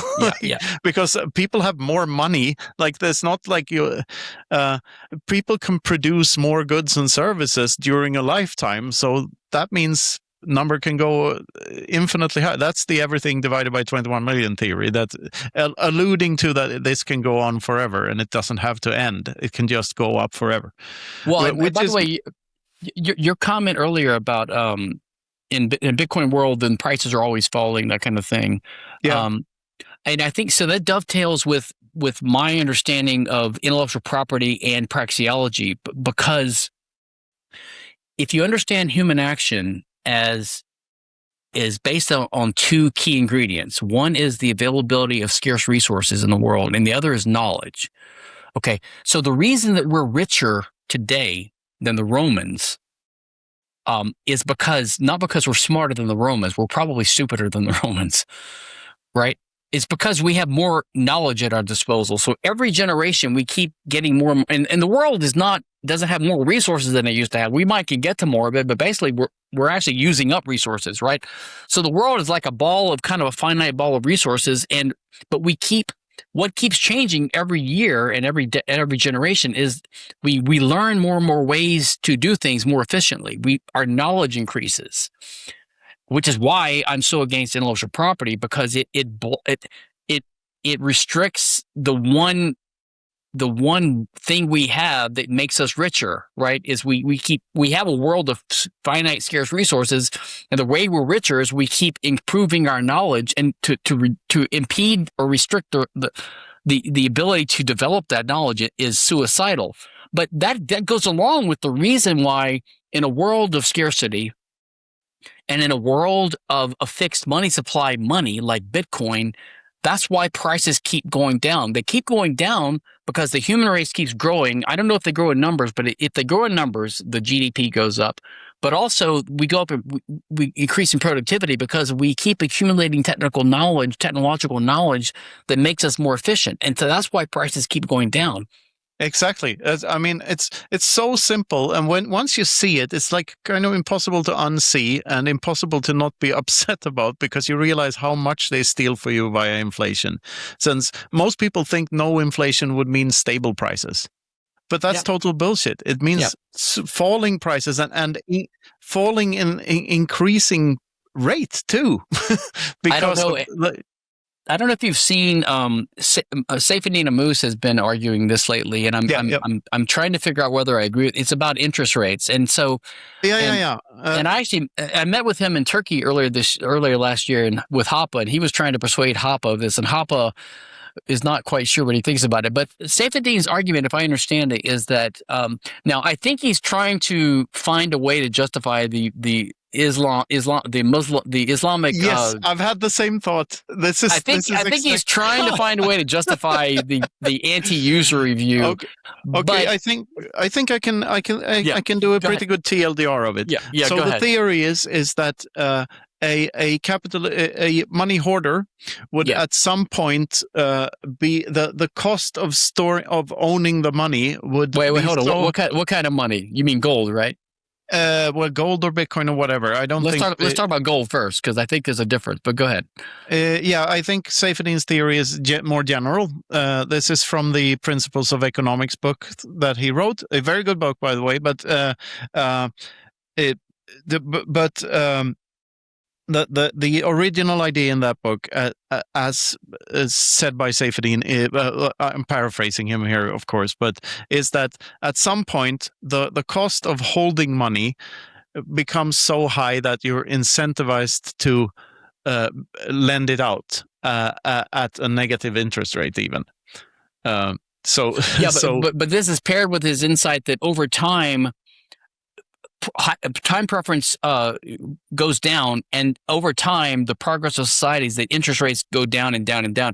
So you reach a point where the interest you could charge is less than it's not enough to pay for your storage costs. So the theory is that the cost, if I understand it correctly, that the cost of the storage would be higher than to just lend the money out with a very low or even negative interest rate. Yeah. So basically, you're getting storage costs paid for by lending to someone, even if you get no interest, because at least they're holding it for you. But so he discussed that recently. I think it was in some podcast, maybe with Adam Heyman or maybe Bob Murphy, but he was talking about his book, his new book, his novel, The Gold Standard. And that's set in a gold standard world. And my thinking is that he might be right for gold, because there is a cost to holding gold. There's a risk, there's a cost, but it's hard to imagine that same phenomena happens with Bitcoin, because the cost of holding Bitcoin is basically zero. It's basically, and there's no increasing cost with the amount. So the cost of holding one Satoshi is exactly the same as the cost of holding all 21 million Bitcoins. So it seems to me like that there would always be a positive interest rate that is above the cost of holding for Bitcoin, but I'm not sure about that. No, I mean, theoretically, let's unpack that. There is a cost to holding a Bitcoin, but how much that cost is like, I mean, you could hold like trillions of dollars by memorizing 12 words. It's possible, not advisable, but it is possible. Yeah. And the question becomes like, so Yeah, theoretically it may be true, but then again, everything may be true theoretically. Well, put it this way. Let's put it this way. If I understand Seyfedin's point, so the question for me is, I think he's correct that the development of the human species over time could be viewed as one of reducing time preference, right? And so you could, and with increasing prosperity and reducing time preference and more long-term events, you could see the interest rate would go lower and lower. So the question is, does it tend towards zero or does it tend towards some finite amount? And if it tends towards whichever way it is, you could see that it could get below the cost of holding gold in a gold world. Absolutely. So you could see that in a world where gold is the money, interest could go so low that you might be incentivized to loan it for no interest rate. Okay, I could understand that. I just don't know. Simple fact, it might be more valuable to have friends than to have a vault full of gold. Because that's what that means. Correct. You make them have skin in the game in a sense. Exactly. But if let's say Bitcoin is tending towards, let's say interest rate for money is tending towards 1.2%. Like that's the tendency. It's not going to zero, because so maybe he's wrong that there would be no interest. Maybe there would be some interest. Now I'm actually more amenable not to the idea that there would be zero interest. I'm more amenable to the idea that in a Bitcoin world, the concept of loaning would almost I'm more sympathetic towards that idea, that the idea of credit would almost disappear. Well, I'd say not disappear, but these artificially low interest rates would disappear, and then we would have like a more proper interest rate, which might be like 20%. But not just that. The idea like that people's characters would change. Like, for example, when you get out of college, when you get out of school, you wouldn't borrow money to buy a house or to buy a car. You would save up and do it. Save up. Yeah. So all those things would largely disappear. Or so the question is, if you have a new business, would they borrow money or would they take investors? So I don't know. This is another brain tickler. If we extrapolate to the year 2140 or 2140, so all the Bitcoins have been mined, which means that not only is there a finite supply of them or a finite amount on the market, it's ever diminishing because people lose their Bitcoins, people choose to hodl forever. That will happen even when the last Bitcoin has been mined. So by the way, not only that, but if let's suppose you die and you're a billionaire, to donate the money to charity, you might just destroy your keys. Yeah, that's what Saylor says he will do. He's alluded to that. But because money is not wealth, that's not destroying anything. But just let's imagine this scenario where you have this ever decreasing total supply of money. Then, in that world, very few people would be able to actually have black numbers on their balance sheets in terms of satoshis. They wouldn't have what? Say again? Black numbers on their balance sheet, so there will all be red numbers. Like all stacks would be diminishing because very few businesses would be able to be profitable. Don't get me wrong, they would be very profitable in subjective terms, in purchasing power terms, correct, but not in terms of the satoshis themselves. So it's the same thing with wages, right? Your salary would go down. Exactly. It would go down every year in nominal terms. So theoretically, you may start a business not to actually make more satoshis per year, but to decrease the rate of decline of your stack of Bitcoin, so that it diminished a little slower. So you're looking at like the angle of the curve rather than the curve itself. It's such a mind-blowing world to think think about. Because do you think that the supply would go down of Bitcoins also because of friction? How do you mean? How do you mean friction?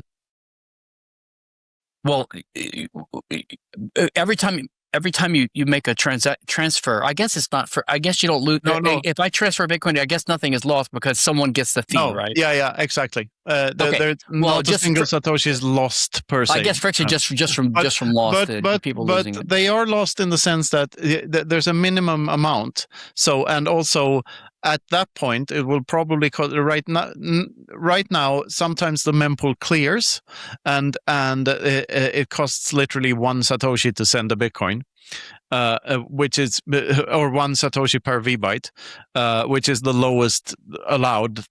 But you could theoretically have like a very low amount of Bitcoin in one address and never be able to spend it because the fees would always exceed the amount that is in that address. So all of those Bitcoins would be like just effectively lost. That's my point. Yeah, I guess that's part of what I mean by friction. Well, let me ask you, what is your vision of, let's say 50 years from now?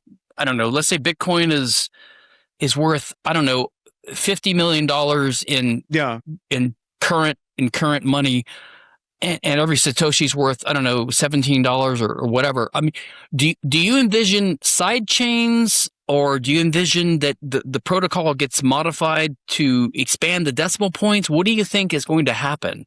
Super glad you asked that, because I think I have quite original ideas about this. I think the real scaling is that we'll just spend less. I think, micropayments are a very fiat-y thing. So whenever, if I go to the central station in Amsterdam and I need to take a leak, then I have to pay €1 to open the door to the toilet, right? And then I have to buy a train ticket. Then there's like 130 different types of train tickets, and all of this. Using money is going to be too much of a hassle for people to bother with it? No, but imagine if you have a Bitcoin business, it may make sense to you to sell lifetime subscriptions instead of selling individual products, because then you get the money earlier, and since the money goes up in value forever, it's better for you to get the money now than later. So it's like the opposite. Everything is the inverse of the fiat monetary system. So in fiat, they always say the first million is the hardest. In Bitcoin, it's the other way around. Like the first million is the easiest, of course, because the increasing difficulty applies to everyone. So I think also we'll trust each other more. This is also the irony of it.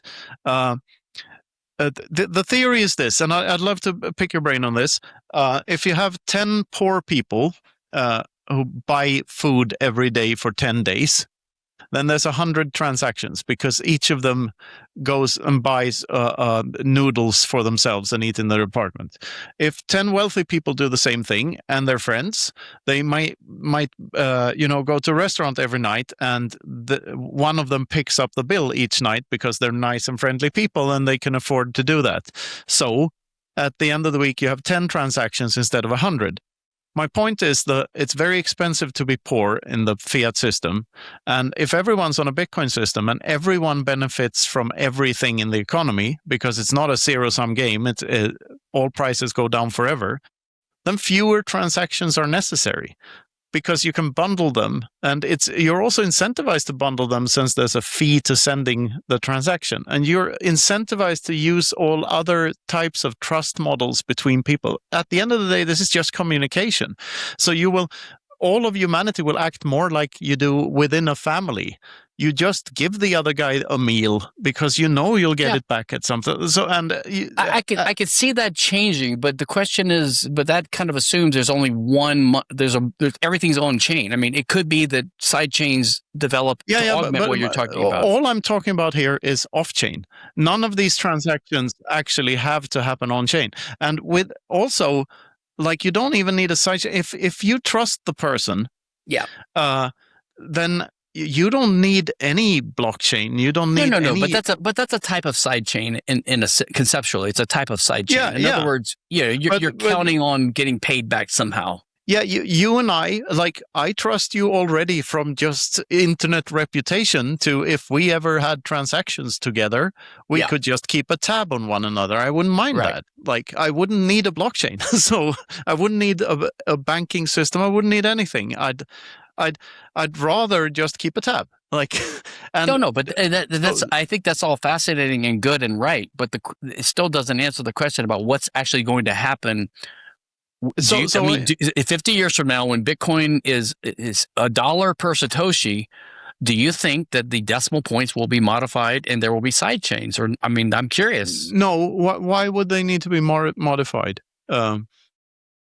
I mean, over the Lightning Network, you can see, which is like how when Bitcoin is used for everyday commerce, like in El Salvador, for instance, everything is over Lightning, and you can do sub-satoshis on Lightning. It's trivial, so you can divide it into.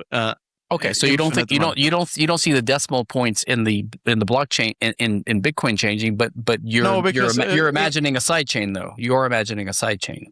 I wouldn't call Lightning a side chain necessarily. Why not? What would you call it?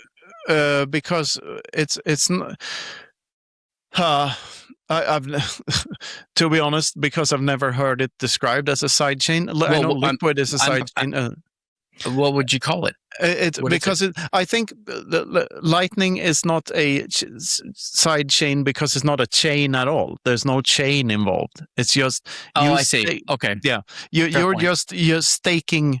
You're devoting X number of bitcoins into a Lightning channel, and then someone else does the same, and now you've opened a channel and you can interact on. But it's Lightning. A channel that can be funded with and settled in Bitcoin, correct?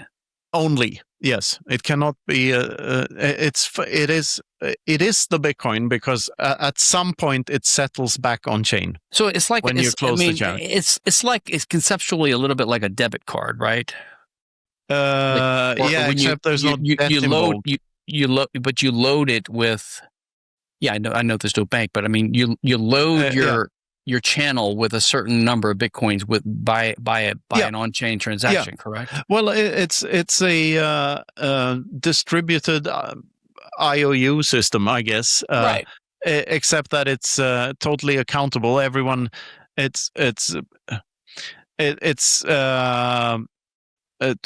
I mean, I wouldn't call it as robust as Bitcoin, but even if a Lightning channel closes too early, all that happens is that the balance goes back to its rightful owner. So there's like no way of like gamifying and rigging the system. It has the same. Do you actually use Lightning yourself right now? Yeah, I do for a lot of things. And I try to use Bitcoin as much as I can. Of course, it's hard. I mean, I live in Europe, and the governments here have decided to suspect me and treat me as a criminal because I'm using a means of communication that they cannot tax, or they cannot inflate. So I'm being criminalized for refusing to use something that they counterfeit. Earlier you talked about Bitcoin. Is money? Do you regard it as money now, or do you think it's got degrees of moneyness and it's on its way? Where do you view Bitcoin at in money? I mean, the definition of money is something like the most dominant form of medium of exchange, right? Yeah. So I think it's on its way there. I view it, and I think the terms medium of exchange, store of value, and unit of account are somewhat confusing, especially store of value, since value is subjective. You can't really store value. I prefer medium of exchange over space and time. It's just medium of exchange, and who's to say? All I get these questions so much, like how will we transact with one another on a Bitcoin standard? But the thing is, transacting a lot is a very Keynesian concept. Like transacting over time with yourself. Velocity of money is bullshit. So I think we'll all get into a more like what it leads me to is less materialism and less consumerism, and you only buy quality over quantity. Like quality is really the opposite of equality. Like you get into the mindset. That's interesting. Yeah, I agree with that, especially as we get richer because of Bitcoin. And we have lower time preference, and money has a cost to use. Yeah. And you'd rather keep the Bitcoin than buy the frivolous shit that you otherwise would have bought. So like, it's not about the fucking Lambos. Like, if you can do without the Lambo, you own the Lambo. Like, so I've always thought, and maybe you disagree with me on this because of your view about Bitcoin's unique status as money. I've always thought that, during the monetization phase, it makes sense to hold it for speculation, if nothing else. But let's suppose it sort of starts plateauing and becomes the world's dominant money. It would go up in value because of productivity, but it wouldn't keep going up hyperbolically, right? Or parabolically. It would finally plateau at a certain point. And at that point in time, it seems to me that you would only hold a fraction of your wealth in money because of the risk of collapse or the risk that it might fail. So let's suppose I'm worth, I don't know, $200 million in wealth in Bitcoin. I would be stupid to hold that in cash. I would hold maybe 10% of it in Bitcoin, and the rest I would have to put in the stock market or buy real estate or something like that, just to diversify. What do you think about that? Yeah, I think that's correct. I do think that after it sort of plateaus, I don't envision it because say that total goods and services and productivity in society increases by about 10% per year in today's economy. Yeah. Now imagine, but what we leave out then is that a Bitcoin economy is a much more free market oriented, much more well-oiled machine. Yes. So it might increase by 25% per year still after everyone's adopted it. But we're not at 10% now. Are you imagining we're at 10% now? Like more goods and services per year globally? Yeah. Aren't we? What do you imagine? What would be a good number? 5%? 3%? 4%? 3%. Yeah. But the thought experiment is the same. Say it increases from 3% to 15%. It's still super. You're still super incentivized to hodl the Bitcoin and wait another year before you buy another lawnmower. Like you're still incentivized to save rather than spend frivolously. Yes.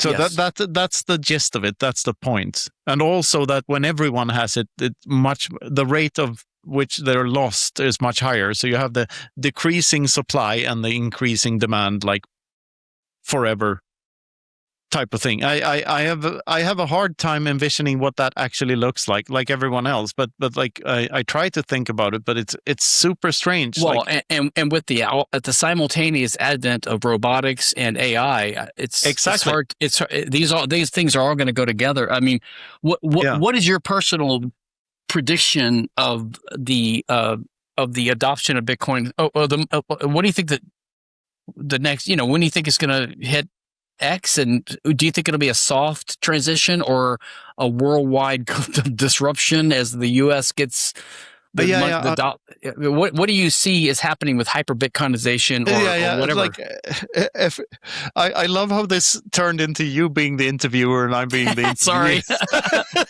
You know more than me about Bitcoin, I think. Yeah, but I love because I love these discussions. Like every Bitcoiner, I'm waiting for hyperbitcoinization like any day now. It's going to go parabolic tomorrow and all this. But I think it's more like I grew up in. I first started traveling around Europe in the early 90s, so like very close to the falling of the Berlin Wall and on all of this. And no one spoke English. Like if you went to France or Spain or Germany, no one spoke English. Like English wasn't around. And today, everyone under 20 speaks perfect English in Europe today. Like there's maybe not perfect everywhere, but it's become the default lingua franca. Yeah, the second language. My Swedish kids speak English to one another rather than Swedish, and they don't have to. With their other Swedish friends too, they speak English for some reason. They just do, and I think that Bitcoin adoption happens in the same way because I think the boomer generation will never get it. They're like it the hurdles are too big. The rewiring of the brain that is necessary to understand just a fraction of what this implies it's just too much. Yeah. But I think the younger generations, if they actually grow up and they have a wallet on their phone and they start using it, then it becomes a second language, and sooner than you know it, everyone speaks Bitcoin. And if you look at merchant adoption and stuff, like we think it's super small, and we still are super early, but it is like doubling every year. It's just that we haven't seen the real effects of that yet. We haven't seen the exponentials always start small, right? And so when it happens, I mean, I think we're in for a ride. I don't know when the last cycle is, but I think we're going to go in cycles for a couple of more times, like over 1 or 2 decades more. And then there's a point where it just goes up forever until fiat dies. Like, if it works, like, how could it not? How could it not at some point go up forever in terms of dollars? Because all they can do is print them. If it causes so much societal disruption that it triggers some kind of nuclear war or some kind of societal meltdown, I think that could slow down adoption if if the human population has been decimated and we're living in the Stone Age again, you know. Yeah, but the more people we get on board, the less likely that is. Because wars are funded by fiat. Like that, the more we go out to Bitcoin standard, the less we take away the resources for these assholes to do these things and the incentives at the same time. So yeah, and this is utopian. I know I'm a hopium salesman. That's like, but I cannot like get these thoughts out of my head because they're too beautiful and it's too hopeful. And hope is, in my opinion, a rational choice. You're gonna die anyway, so you might as well live as a hopeful man and as a free man. Yeah. No, that's most people wouldn't believe this, but that's basically my approach too. That's my view too. Yeah. It's a long-term hope, and it's also a hope that doesn't it doesn't have anything to do with activism. Like either it's going to happen or it's not, because the logic is there and it makes sense. It's not because libertarians or even Bitcoin activists are out there promoting it. Like if Bitcoin needs libertarians or Bitcoins to promote it, then it's not going to work. It's got to have a logic of its own for it to work. Yeah, absolutely. Anyway, I'll stop interviewing you. If you have any more with me. Yeah. Have you read The White Pill by Michael Malice? I came to think about it here because I have it. I've read most of it. Yeah. It's the sort of core of that book is that totalitarianism and authoritarianism falls on its own weight at some point. There is always hope. And I mean, in a way, that's sort of a modern version of what Fukuyama said, which I know is crude and neoconish, but I kind of see something to that idea of the end of history, but maybe not democracy. But I do think that I've always thought the human race is in its infancy, right? And we're early. We think that we're advanced because we've been on the moon, and we have lasers, but we're really still primitive. But I think the best is yet to come if we can survive the growing pains. So I think the future is one of unimaginable, like it could be an unimaginable future, like the golden age of John C. Wright or something like that. So, I mean, I'm half tempted to have cryogenic storage for myself someday, and wake up in 500 years and see what the world looks like. Like Hal Finney, did you know that his head is cryofrozen? No, I didn't know that, but maybe he's Satoshi, right? Maybe Satoshi's gonna wake up. Listen someday. to this. Maybe he memorized the private key before he cryofroze his head. And what if we resurrect him and move that Bitcoin 400 years later? Well, there's actually a book. I just read a book of there's a science fiction book where there's some guy who wakes up. It was a kind of a pulp novel. I'm trying to remember the name of it, but it's about a guy that wakes up in the future and he owns the entire Earth because of some fluke. So he almost starts a war because people are fighting over control of him because he owns the entire planet Earth. That's so you fun. could imagine someone waking up and they revive 3 million Bitcoins. That we thought were not part of the money supply anymore. It's either that or idiocracy. Yeah. Anyway, Stephan, is there anything else you want to talk about before we wrap this up? Is there anywhere where you want to send our listeners or something? Let's see. No, I'm still. Anyone interested in these ideas can read my intellectual property stuff or my libertarian book, which is here. I'm working. So Murray Rothbard died was born 100 years ago, March 2nd, this coming March. So I'm putting together a book of essays on Rothbard, which we will release on March 2nd on his birthday. It's about Rothbard at 100. So working on that right now with Hans Hermann Hoppe and some other people. Well, that sounds fantastic. So that's one project I'm working on. Well, we're going to release the essays on March 2nd and then the book in September for the Property and Freedom Society meeting. So that's what I'm working on right now. Well, I'm interested in that. Where is that? Is that in Bodrum in Turkey? It's in Bodrum every September, yes. And we just released the announcement. If you're interested in coming, email me later and we'll talk. I'd love to. And we'll definitely talk more about that. And September should be relatively free. Yeah. Yeah. We'll talk offline. I just finished. I was in Prague twice this year. Once for the Free Cities thing, and once and it was wonderful. I hadn't been there in 30 years. It's a wonderful city, and I went to the Liberland thing in December. I just released last year a project I was working on with a guy named Freemax and Alessandro Fusillo and some others. It's called The Universal Principles of Liberty, and it draws upon that book and my own writing and my property theory, which is inspired by Hoppe and by Rothbard and Mises. But it's sort of like a concise, systematic statement of libertarian principles. It's called The Universal Principles of Liberty. It's not a constitution and it's not a detailed legal code, but it's more like, here's the principles of property rights and self-ownership and justice that we agree to and that have to be agreed to in any free society. And that's on my website, stephankinsella.com. So if anyone's interested in these ideas, take a look at my book, my intellectual property ideas, and the Universal Principles of Liberty, and the upcoming Rothbard book. Fantastic. Are you planning to go to any Bitcoin conferences by any chance this year? Or no, I went to a couple in Miami about 3, 4, or 5 years ago. Yeah. I haven't been lately. That's unfortunate that the Bitcoin magazine ones tend to be quite apologetic to shitcoiners. I'd say they take in a lot of money from the. I think I would only go to a Bitcoin only conference at this point. But is there any good ones coming up that might be worth going to? Well, if you love Prague, there's the one in BTC Prague in June. That's a very good one. It's the biggest European one.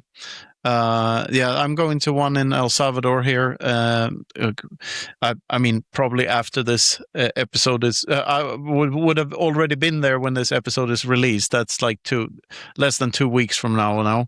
I tried a few. I just find I go there and I'm just a hodler.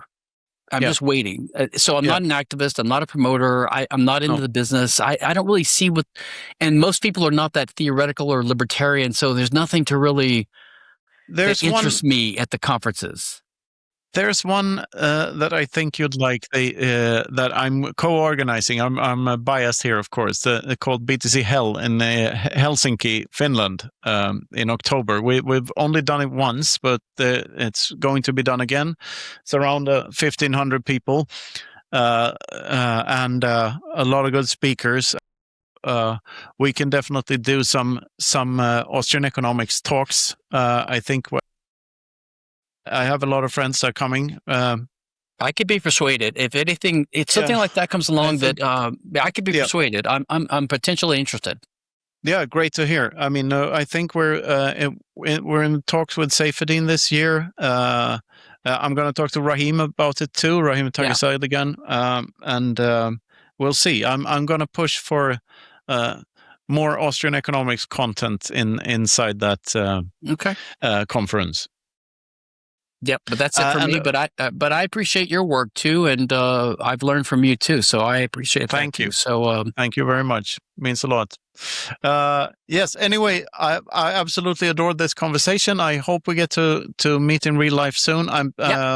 We'll talk about details about Bodrum after this. And go follow Stephan and read up on your praxeology, people, and brush your teeth. This has been the Bitcoin Infinity Show. Thanks for listening. Thanks, Stephan, for coming. Thanks.